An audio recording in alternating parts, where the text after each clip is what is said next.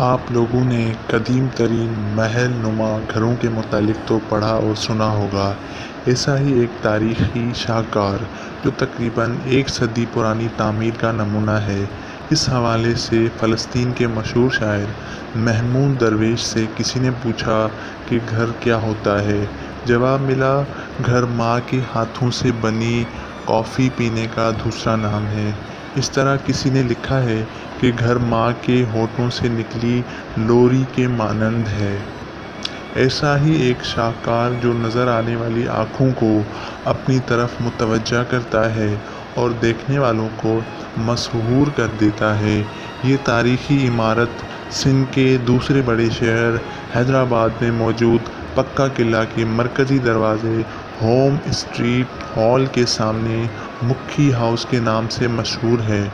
اس تاریخی عمارت کو مکھی محل بھی کہتے ہیں، جو اب مکھی ہاؤس میوزیم میں بدل گیا ہے۔ یہ شاندار فنی تعمیر آج سے تقریباً 100 سال قبل جیٹھانند مکھی بن پریتم داس نے 1833 میں اپنی پسند اور خواہش کے عین مطابق تعمیر کروایا اور اسے مکھی محل کا نام دیا۔ یہ عمارت اپنے نام کے حساب سے واقعی کسی محل سے کم نہیں ہے۔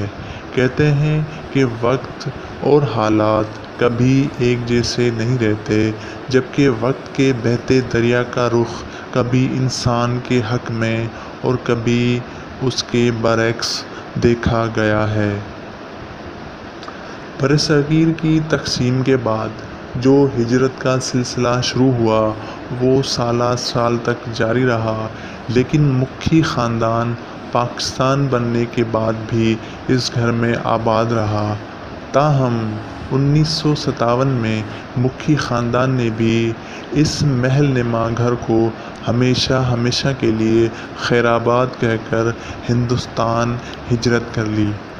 جبکہ اس محل کی بناوٹ بہت مضبوط ہے۔ اس محل کے مرکزی دروازے کے ارد گرد مضبوط دیواریں ہیں، جبکہ دائیں جانب سیڑھیوں سے چڑھتے ہی بہت بڑا صحن ہے، جس کے بارے میں مقامی رہائش پذیر لوگوں کا کہنا ہے کہ یہاں مکھی خاندان کے افراد عبادت کیا کرتے تھے اور پرساد تقسیم کرتے تھے۔ محل کی نچلی منزل 8 کمروں پر مشتمل ہے اور ہر کمرے میں 3 سے 4 دروازے ہیں اور ہر کمرے کا راستہ دوسرے کمرے سے جا ملتا ہے۔ اس کے علاوہ ہر کمرے میں ہوا کے لیے متعدد روشن دان موجود ہے۔ اس محل کے دروازے اور کھڑکیوں میں شیشم اور ساگوان کی لکڑی کا استعمال کیا گیا ہے، جبکہ پرانے زمانے میں اس طرح کی مضبوط لکڑی کا استعمال عام ہوا کرتا تھا۔ ہر کمرے کی دیوار میں الماریاں نصب ہیں۔ اس دور میں فن تعمیر کے رجحانات کو مدنظر رکھتے ہوئے اس محل کو بنایا گیا ہے۔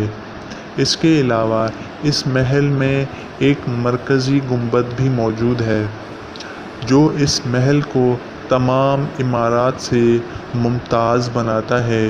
یہ گنبد دور سے دیکھا جا سکتا ہے۔ ضرورت اس بات کی ہے کہ اس طرح کی تاریخی عمارات کو قیمتی اور تاریخی ورثہ سمجھ کر اس کے فن تعمیر کی حفاظت کی جائے، تاکہ یہ تاریخی ورثہ ہمیشہ قائم اور دائم رہ سکے۔ آپ کو ہماری یہ ویڈیو کیسی لگی کمنٹس میں ضرور بتائیے گا، اور ہمارے چینل کو سپورٹ کریں، لائک کریں، سبسکرائب کریں۔ Thank you for watching.